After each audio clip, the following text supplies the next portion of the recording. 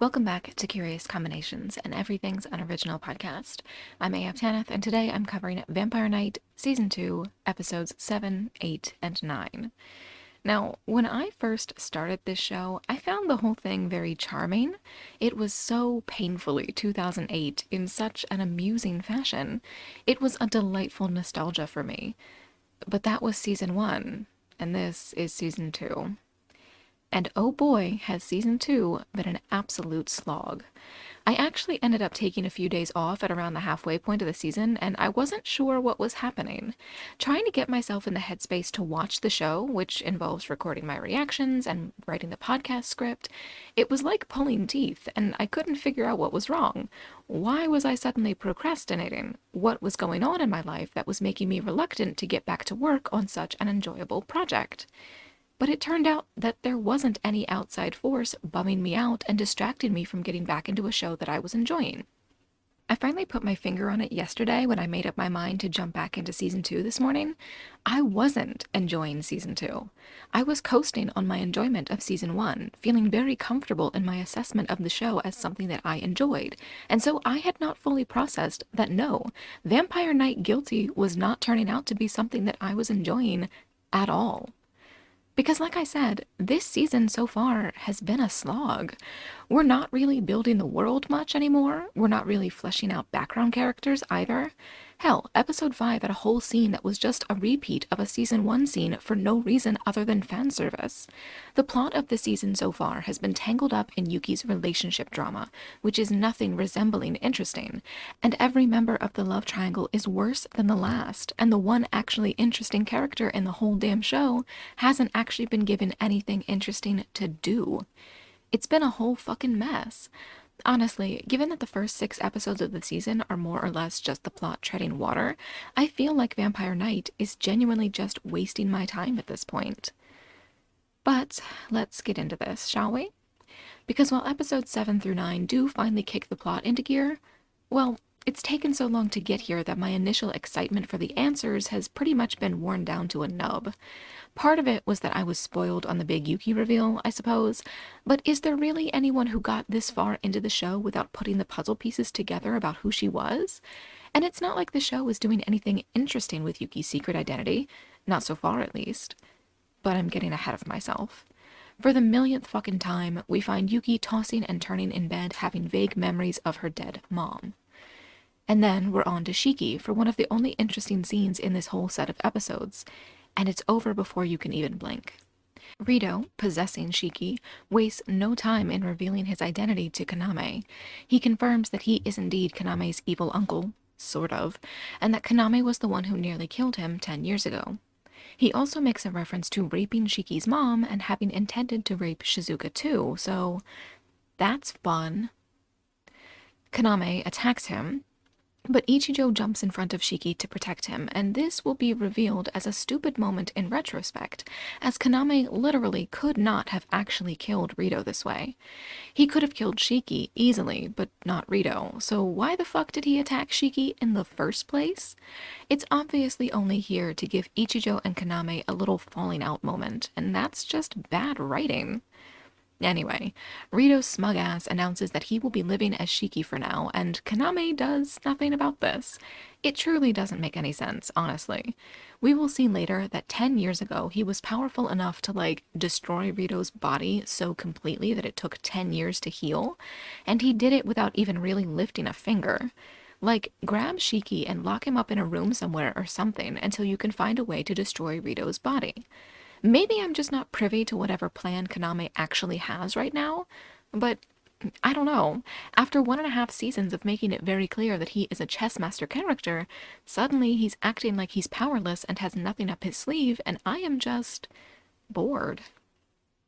The big bad finally showed up, and you're just gonna do nothing? Cool. So, in a brief scene of conversation between Rito and Ichiru, we get confirmation of Ichiru's motivation for working with the Senate. Ichiru wants those responsible for killing Shizuka to be killed themselves. I assume that he knows Kaname is the one who killed her, not his brother, like everyone else believes. And then Shiki shows up in Ruka's room, because Rito is going to try to rape her, because we're doing that now. Season 1 of this show was a bad fanfic in a very charming fashion. Season 2, however, is a bad fanfic that is not remotely charming. Anyway, Kane saves Ruka and Ichijo is forced to play mediator. He tells Kane and Ruka not to tell Kaname about what just happened, and let's all give a hearty fuck you Ichijo to that. Why not tell Kaname? What could it possibly hurt to tell the most powerful vampire in the world that there's a vampire trying to rape people at this school? Because as we'll see later, Kaname's refusal to warn anyone about the threat has consequences. We see at least 2 bodies drained dry by Shiki before the end of episode 9. And now we're on to the 10 millionth Yuki begs Kaname for answers and he ignores her scene. Each one is more insufferable than the last, but hopefully this is our final one, because I think that if I had rolled my eyes any harder, they would have fallen the fuck out of my head. I get that the show thinks it's building tension for its mystery and the impending reveal, but it's just not actually doing that. The answers are obvious, even if you, unlike me, are not spoiled on them already. And the whole thing is just so fucking overdramatic with its sad piano music and Yuki fainting in slow motion and shit, and it's just a whole nightmare. Really, the whole show is like that at this point. There's this entire gothic choir, an inexplicable snowstorm, while Kaname and Shiki once again posture at one another in the woods for literally no reason and literally zero effect on the plot.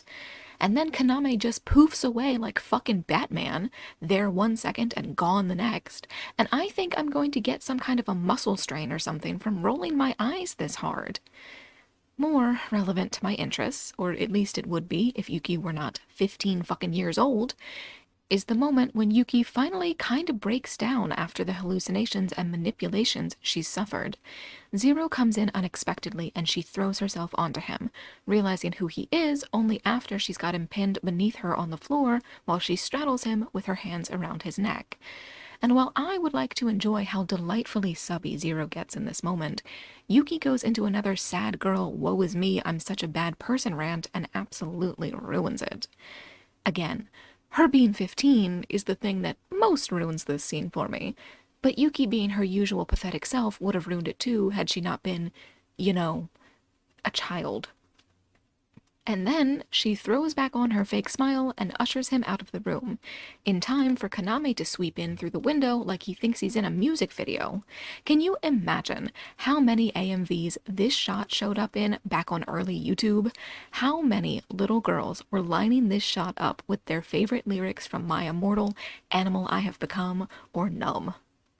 So, Yuki throws herself into Kaname's arms, and once again, the writers have chosen to draw her as if she is a 2-foot-tall, 8-year-old girl, and Kaname knocks her out, picks her up, and leaves as dramatically as he physically can.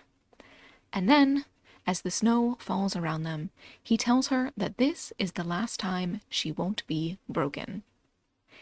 Please, go ahead. Tell me more about how this man loves her.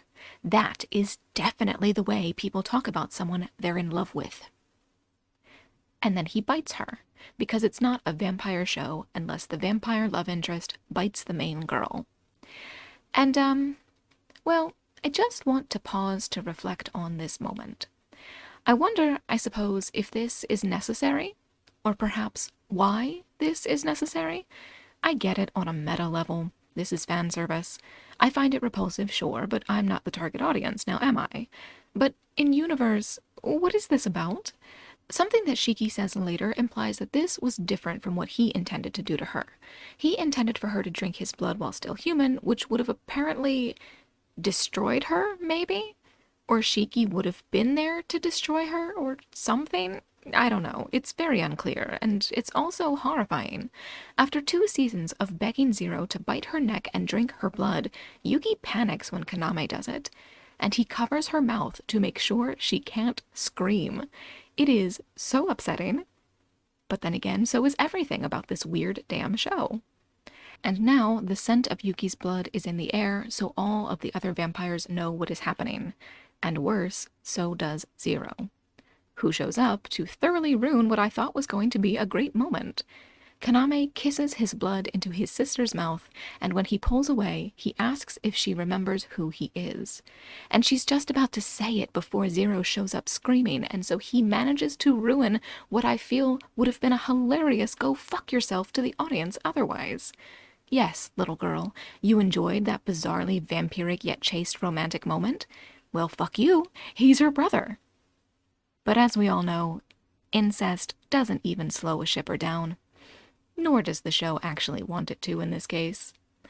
Because as the next episode begins, we move into flashbacks to before Yuki lost her memories.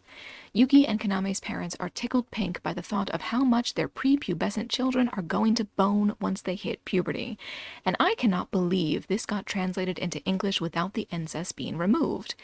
And as far as I know, it wasn't. It genuinely wasn't removed. Neptune and Uranus got turned into cousins, but Kaname and Yuki get to stay siblings. Sure. Why the fuck not? Anyway, in the flashback we find that Rito has arrived at Kaname's parents' house. He wants Yuki, and we discover that he has already taken one of their children for a nefarious purpose. So while Kaname goes to confront Rito, Yuki's mother pulls her aside and casts a spell on her that appears to involve, I don't know, melting into a puddle of blood or something, which somehow takes Yuki's memories and turns her temporarily human. And this is kind of the thing that pisses me off the most about this show. That is such an interesting plot beat, and yet we get no clarification or information on what the fuck is actually happening. Like, what is this? What does this actually involve? Was there really no other way to try to protect Yuki? Wouldn't it have made more sense to try to train her up and make her more powerful these past 10 years, instead of making her some helpless, clueless human? Or do vampire children age so slowly that she would have still been physically 5 after 10 years had passed, had she still been a vampire? Because let me tell you, this would have been even more disturbing if Yuki were still textually 5 instead of just, acting like she's 5. But Ido, bless his little heart, manages to figure out that Yuki is actually Kaname's younger sister, despite Kane's insistence that there is no current girl. And then Kaname scolds his so-called friends for not being immediately on board with the idea of him marrying his sister. And because they're all a bunch of spineless nobles, they immediately roll over. Elsewhere, Shiki reveals that he intends to use Yuki to resurrect his proper body, which brings up the question of what he wanted Yuki for before his proper body was destroyed by Kaname. But before we get anything resembling an answer to that question, we find that Rima has arrived to try to rescue Shiki. Believe me, it is vastly more interesting than anything Yuki ever did in the show. Rima, unlike Yuki, is protagonist material. She's out here with her lightning powers and determination, and if you don't think she's superior to Yuki in every way possible, then I do not know what show you have been fucking watching. Because Rima has been on screen for 2 seconds, and she's already much more interesting than Yuki has ever been. Thank goodness Rito's attempt to kill her gets foiled by Ichijo. Throw Yuki in the fucking bin and give me a show about this girl instead. But no, we have to get back to the wet rag in question. Being turned into a vampire has apparently made her hair grow like 3 feet in an instant, and the less said about that, the better. And now that she's a vampire, she is thirsty as hell. Not as a euphemism, as far as I know. She's literally parched, and she lunges at Kaname to plunge her fangs into his neck and drink. He again insults her, talking about how he has, quote, pulled her back into this repulsive curse, and then tells her that he's, quote, longed for this day. Pick a lane, you absolute creep. But just as with Zero, drinking Kaname's blood has passed to Yuki a memory. Based off what we learn later, I believe that what we must be looking at here is whatever ritual killed Yuki's real older sibling and reawakened Kaname. There's Rito, and there's chains, and there's this metal thing that kinda looks reminiscent of the coffin in which Rito himself is currently being kept, and I think that what we're meant to understand is that this flashback is Kaname's first memory of his new life as Yuki's fake brother, as opposed to what he actually is, which is apparently her ancestor, I guess? Or like her ancestor's brother or something. But then Yuki, for the very first time, says something that I actually agree with. She says there's something wrong with her, as she has spent the last 10 years in love with her older brother. Cue Kaname literally asking her, "So what?" and guilting her over the idea of, quote, leaving him alone again. I demand to see this man dead by the end of this show.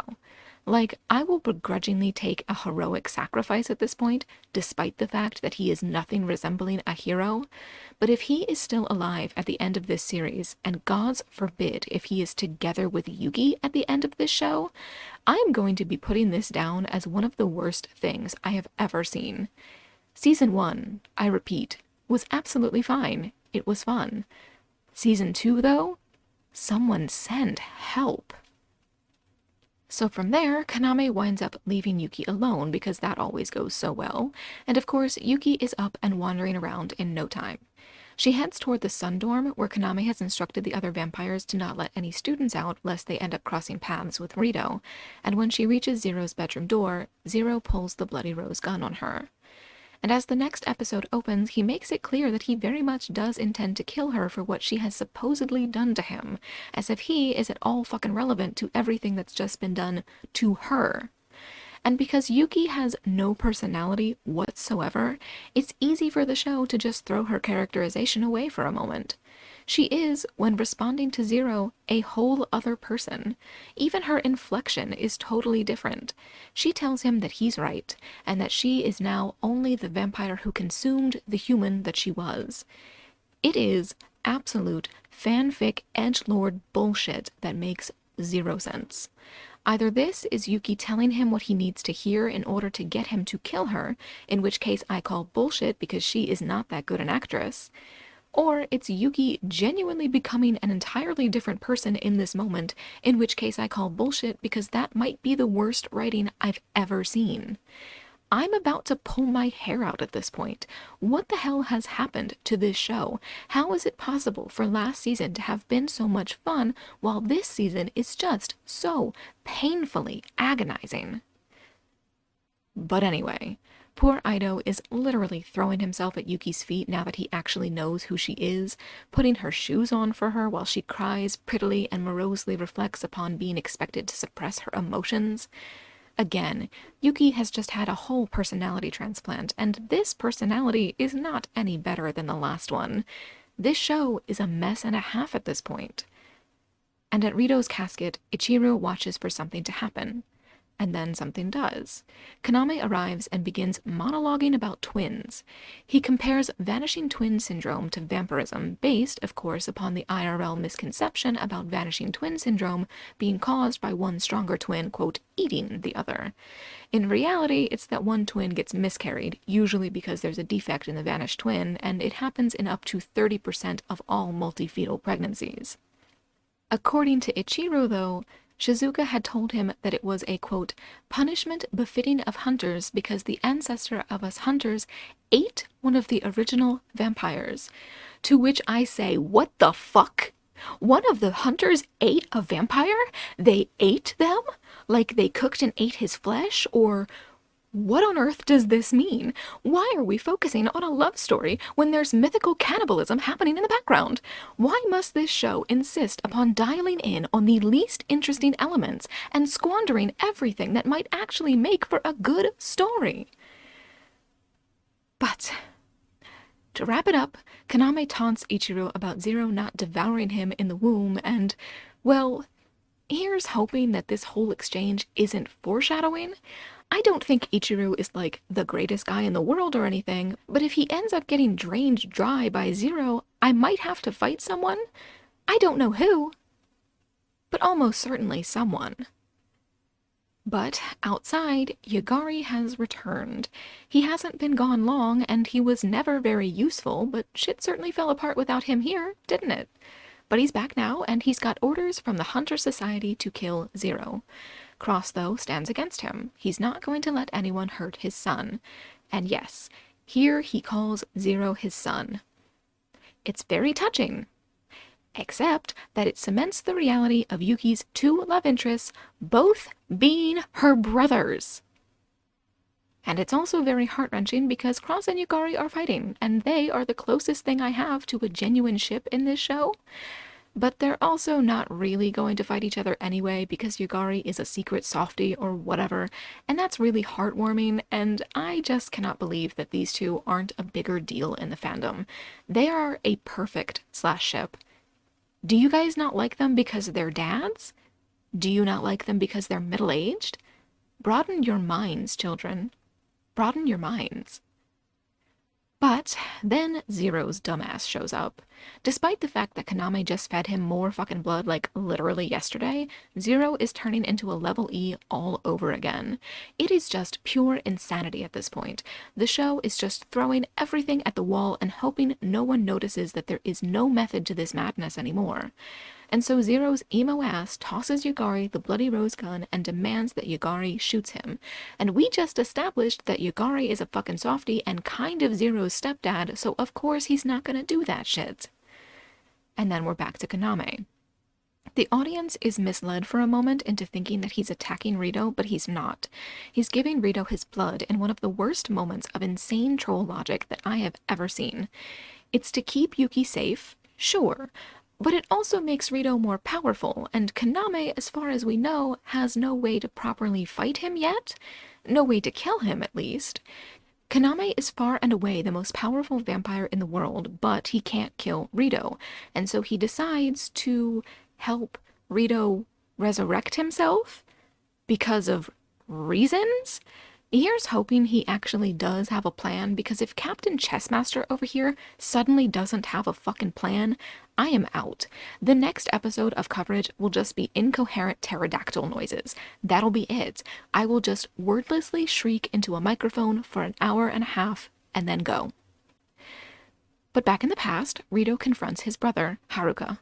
Haruka takes out Rito's horde of lackeys pretty easily, and he's on the verge of killing Rito when Rito chucks a hunter sword at Haruka that strikes him in the heart. Kaname shows up to intervene at that point, but he can't save his father. Nor can he stab Rito like he wants to. He finds to his horror that his arm literally will not allow him to kill him. But he can apparently explode the bastard or something. He definitely hits him with some kind of a shockwave or something like that, and then Rito's not there anymore and had to spend 10 years recovering.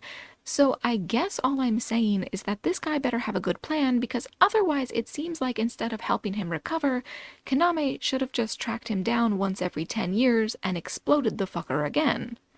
It won't kill him, I suppose, not permanently, but I'm pretty sure it'll keep him fucking busy. But then we get our reveal.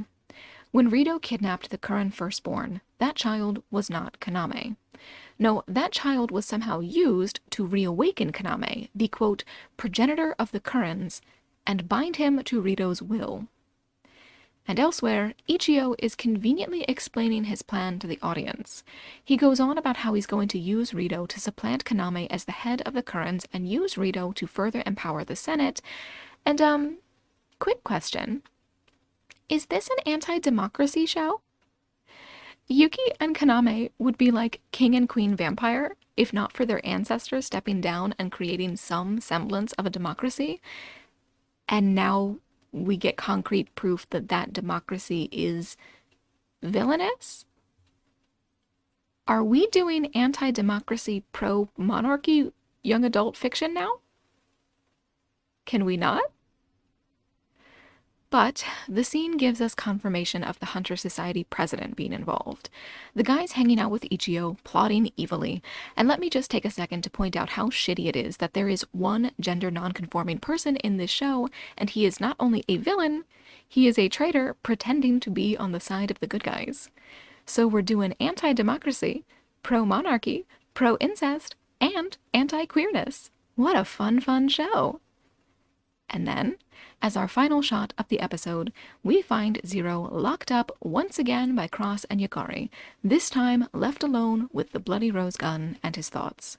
He has a line about Yuki and Kaname both pulsing deep inside him, and on that note of wonderful innuendo, the episode ends. And honestly, I am just so eager for this whole thing to be done. Though I am going to be starting Castlevania right after this, so here's hoping that's going to be better. Otherwise, I may actually die of a vampire overdose, so Wish me good luck.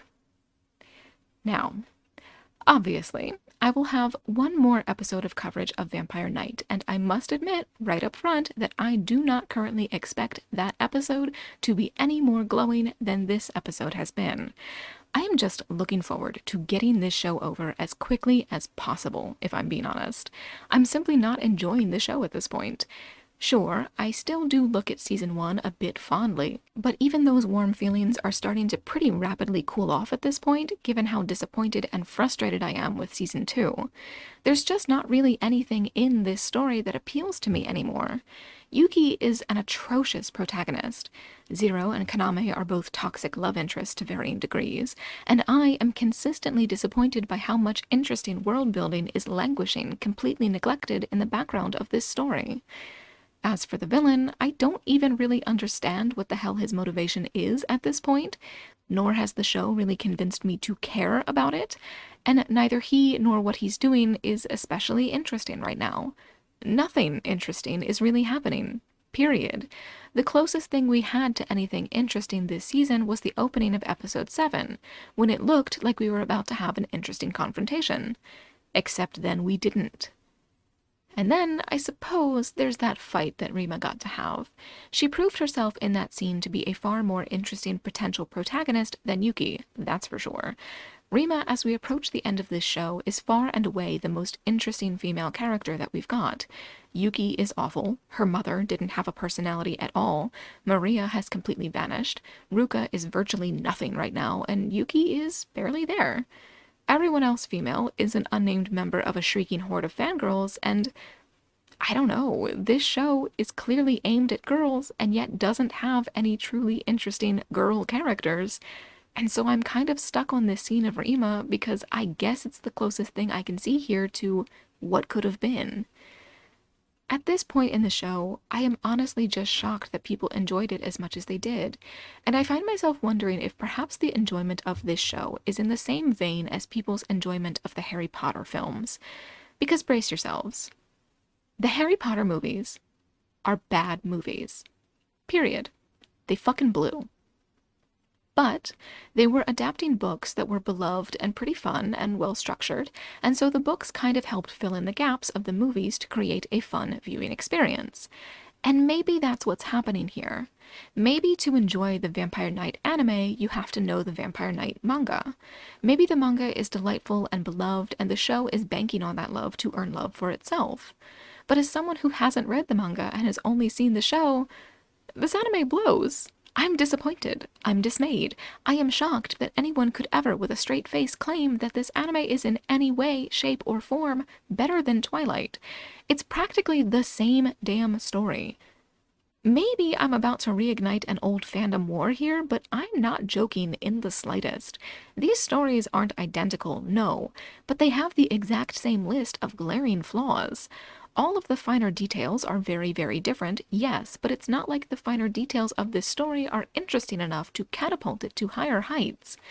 At the end of the day, I think I'm settling into the opinion that this is kind of a lame story that could have been really, really good, but somehow instead we got bogged down by a love triangle with a deeply boring protagonist and 2 toxic love interests, and it feels like an entire world has been squandered.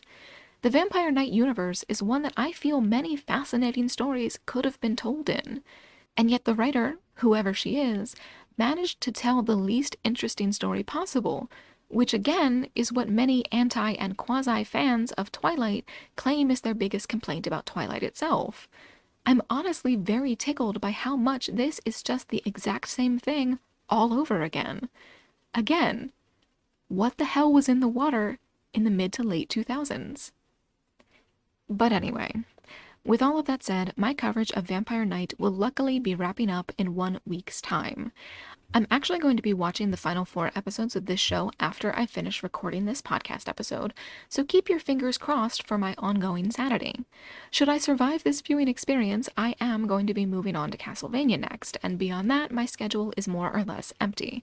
If you're interested in helping me choose what it is that I'm going to be watching next, you should know that I have relevant polls up on my Patreon, available to all patrons pledging at the $1 tier or higher.